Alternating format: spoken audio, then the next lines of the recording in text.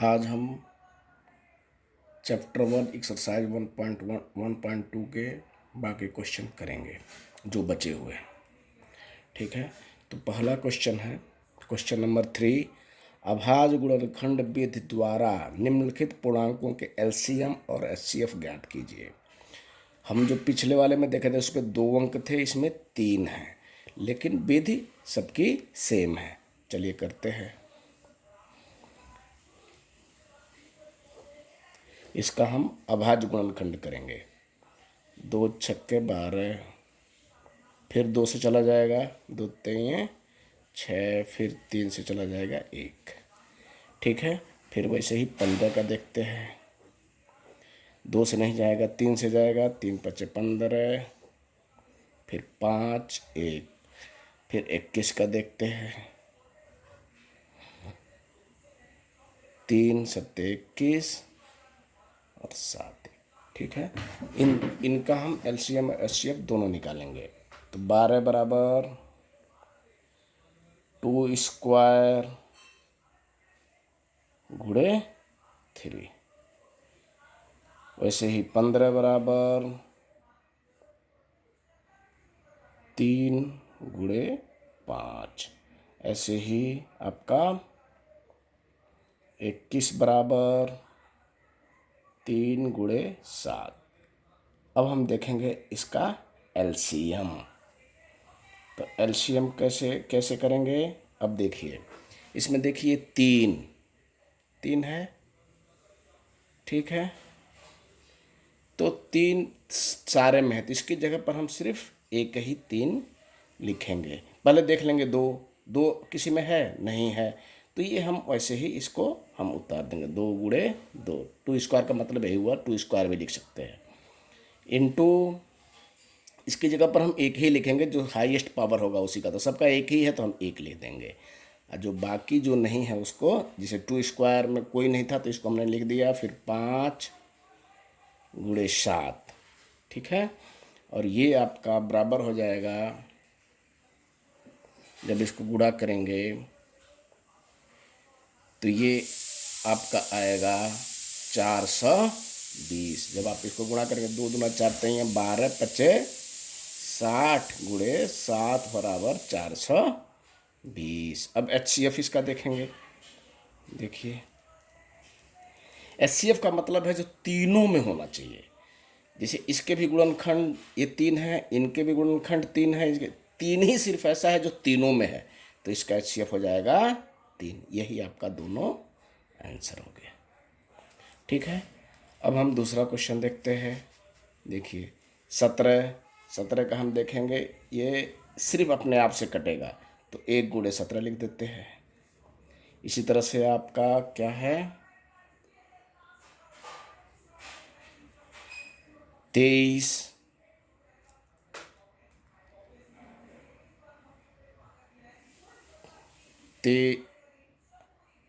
23, तो 23 को भी हम 1 गुणे 23 लिख देंगे। फिर क्या है 29, 1 गुणे 29, क्योंकि एक तो सारे का गुणनखंड होता है।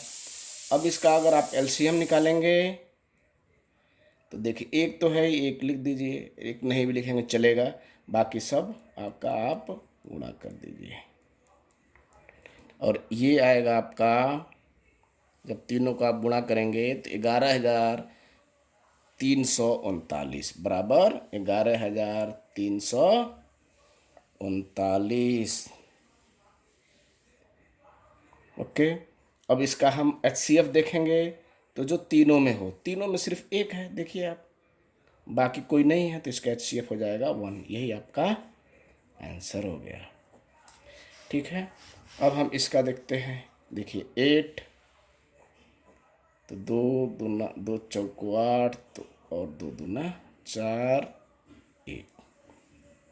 इसी तरह से 9 का, तो 3 3 जा 9 3 1। इसी तरह से 25 का, 2 से नहीं जाएगा, 3 से नहीं जाएगा, 5 से जाएगा, 5 25 1, तो ये हो जाएगा 8 बराबर क्या हो जाएगा 2 पे पावर 3। 9 बराबर क्या हो जाएगा ये हो जाएगा आपका 3 पे स्क्वायर और गुण 1 भी लिख दीजिए क्योंकि एचसीएफ में काम आएगा। और 25 बराबर क्या आ जाएगा 5 स्क्वायर इंटू 1। अब इनका एलसीएम क्या होगा।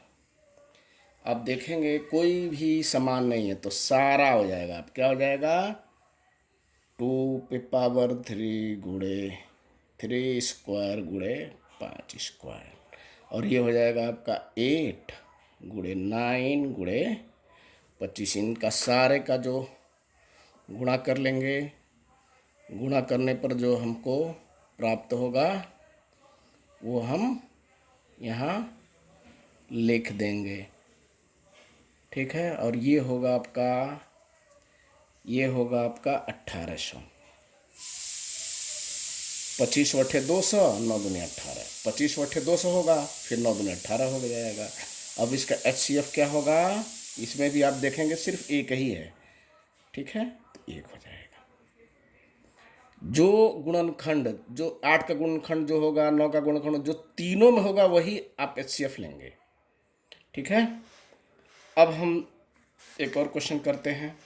देखिए इस क्वेश्चन में क्या बोल रहा है कि इसका एचसीएफ 309 और 657 का एचसीएफ दिया है और इसका एलसीएम आपको निकालना है। यानी कि पहली संख्या दूसरी संख्या दी हुई है और उसका एचसीएफ दिया है।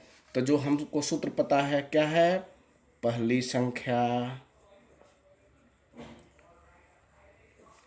गुणे दूसरी संख्या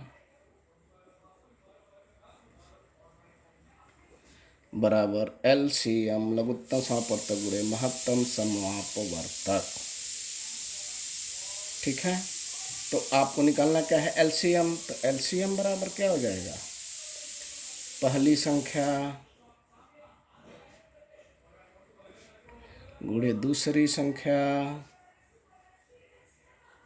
बराबर बटे एचसीएफ। अब आप देखेंगे पहली संख्या क्या है 306 गुणे 657 बटे 9।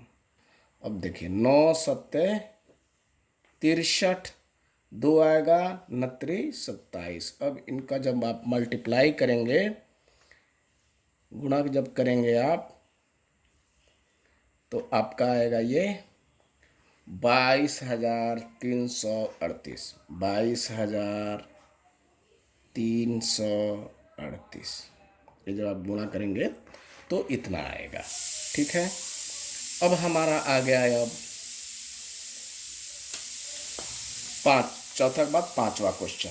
जांच कीजिए कि क्या किसी प्राकृतिक संख्या n के लिए संख्या 6n अंक 0 पर समाप्त होता है। इसका मतलब है कोई भी अंक 0 पर कब समाप्त होगा। जैसे अब मान लीजिए ये 300 है, 30 है। 30 को हम देखते हैं ये 0 पर क्यों समाप्त, क्या इसकी प्रॉपर्टी होगी देखते हैं। 30 का हम गुणनखंड करेंगे।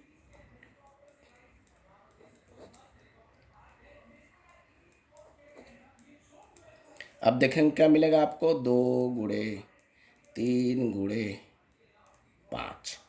इसी तरह से चलो हम कर लेते हैं आपका 80 का कर लेते हैं, जैसे 100 का कर लेते हैं। 2 5 10 25। एक्चुअली में जो अगला क्वेश्चन है क्वेश्चन नंबर 5, उसको करने के लिए हमको जानना जरूरी है।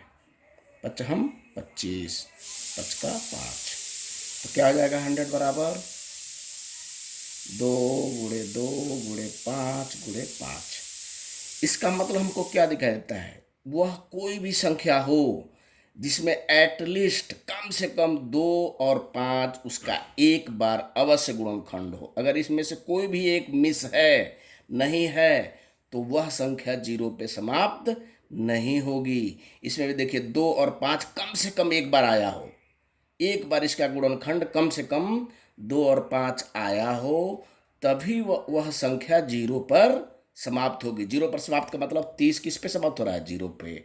इसी तरह से मान लीजिए 850 ये भी 0 पे समाप्त हो रहा है। इसका भी आप गुणनखंड करेंगे तो उसमें 2 और 5 अवश्य मिलेगा। ठीक है।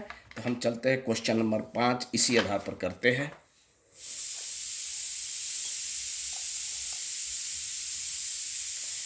ठीक है। तो जांच कीजिए कि क्या किसी प्राकृतिक संख्या n के लिए, प्राकृतिक संख्या n का मतलब 1 2 3 4 5 6 7 8 अप टू अनंत। प्राकृतिक संख्या का मतलब यही होता है, n बराबर 0 1 2 3 4। ठीक है। अब हम 6n का हम अगर अभाज्य गुणनखंड करके देखें, देखिए आप 6n का अभाज्य गुणनखंड क्या होगा देख लेते हैं। 6 का करके देख दे, 2 3 6 1, तो ये हो जाएगा 2 गुणे 3 पे पावर n। ठीक है। अब आप इसका आप ऐसे ही इसका आंसर लिख सकते हैं। यहाँ लिखेंगे उपरोक्त में, उपरोक्त गुणनखंड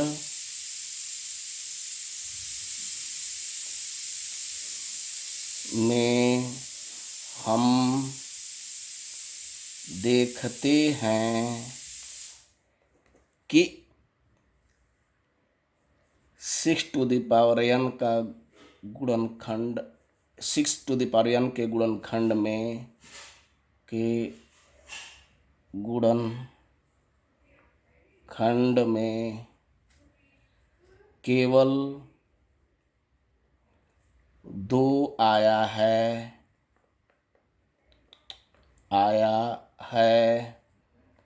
5 अनुपस्थित है।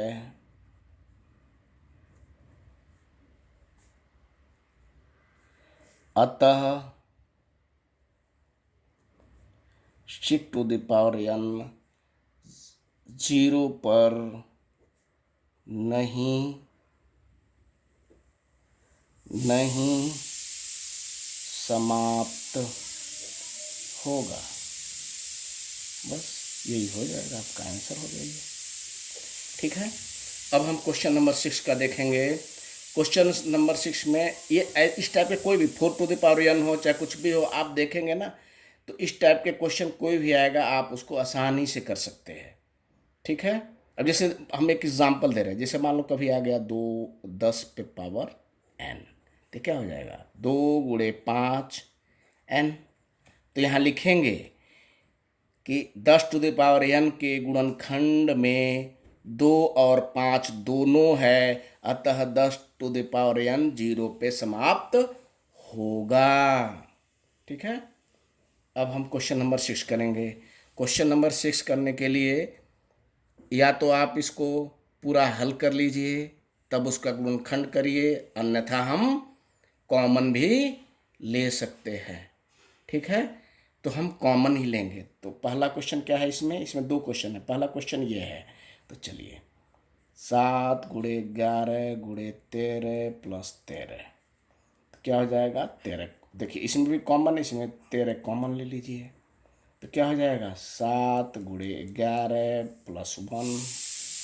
ठीक है। तो 13 गुणे 78।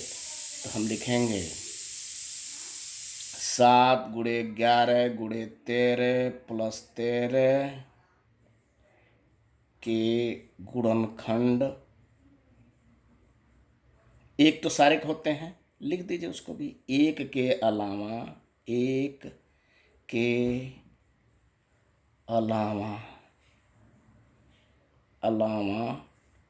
2 गुणनखंड हैं।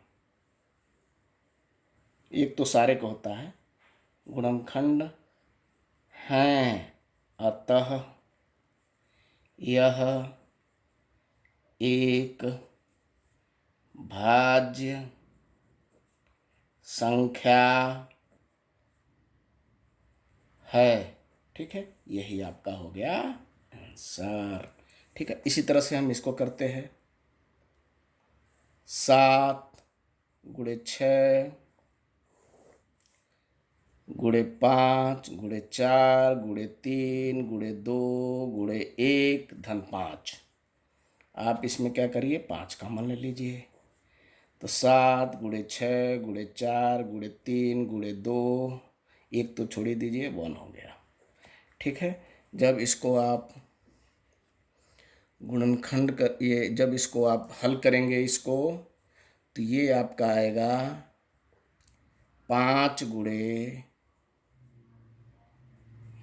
5 गुणे ये हो जाएगा आपका 108 प्लस 1।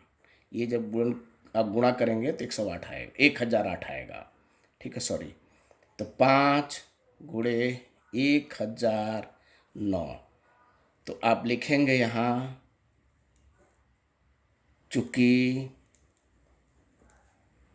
7 गुणे 6 गुणे 5 गुणे 4 गुणे 3 गुणे 2 गुणे 1 प्लस 5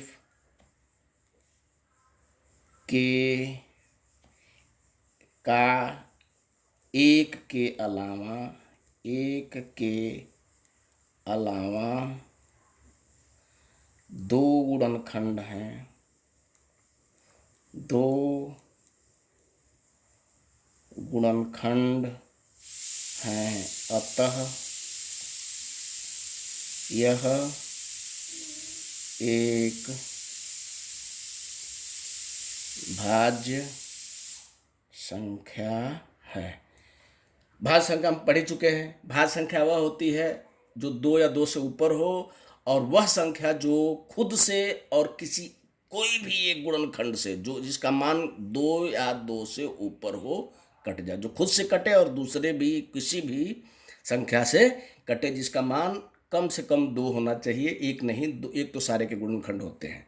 ठीक है, अब हम करेंगे क्वेश्चन नंबर 7। अब क्वेश्चन नंबर 7 देखिए, क्वेश्चन नंबर 7 क्या कहता है। क्वेश्चन नंबर 7 कहता है, ठीक है, दिखाई दे रहा है ना। क्वेश्चन नंबर 7 कहता है, किसी खेल के मैदान के चारों ओर एक वृत्ताकार पथ है। इस मैदान का एक चक्कर लगाने में सोनिया को 18 मिनट लगते हैं, जबकि इसी मैदान को एक चक्कर लगाने में रवि को 12 मिनट लगते हैं। मान लीजिए कि वे दोनों एक ही स्थान से चलते हों, तो एक ही समय पर चलना प्रारंभ करके एक ही दिशा में चलते हों, तो कितने समय बाद वे पुनः प्रारंभिक स्थान पर मिलेंगे।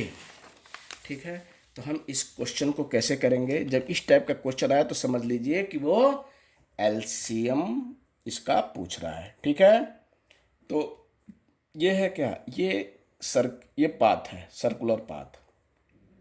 ठीक है, तो यहाँ से दोनों स्टार्ट कर रहे हैं ऐसे ऐसे करके। एक की स्पीड थोड़ी ज़्यादा है, एक की स्पीड, तो आप देखेंगे इसको कई चक्कर मारने के बाद ही कुछ समय के बाद ये मिलेंगे। ठीक है, तो एक लगा रहा है आपका 18 मिनट टाइम ले रहा है पूरा चक्कर लगाने में, एक जो है 12 मिनट ले रहा है। ठीक है, सोनिया 18 मिनट ले रही है और रवि 12 मिनट, तो दोनों का हम एलसीएम निकाल लेंगे। किसका एलसीएम ऑफ किसका, 18 और 12, उतने समय के बाद वो मिलेंगे। तो चलिए 18 का एलसीएम लेते हैं। दोनों 18, 3 त्रिक 9, 3, तो 18 बराबर हो जाएगा 2 गुणे 3 गुणे 3। उसी तरह से 12 का देखते हैं, 2 छक्के 12 3 6, तो 12 बराबर हो जाएगा 2 गुणे 3। अब देखेंगे एलसीएम निकालने में हम यही देखते हैं, सबसे पहले जो दोनों में है लिख लीजिए, इसकी जगह पर सिर्फ एक ही लिखेंगे, तो 2 गुणे 3। ठीक है, या इसका ये भी है 2 गुणे 3 स्क्वायर, तो 3 स्क्वायर वाला लिख लीजिए, और ये 2 स्क्वायर गुणे 3 देखिएगा, तो ये 2 स्क्वायर वाला जो ज़्यादा वाला है वही लिखेंगे। ठीक है, 3, तो ये क्या हो जाएगा 2 3 36। तो यहाँ लिखेंगे आंसर में दोनों 36 मिनट बाद मिलेंगे। ठीक है, इस तरह से हमारा एक्सरसाइज 1.1 1.2 आज ख़त्म हो गया। ठीक है, फिर हम लोग अगले वीडियो में मिलेंगे, अगले क्लास में मिलेंगे। धन्यवाद।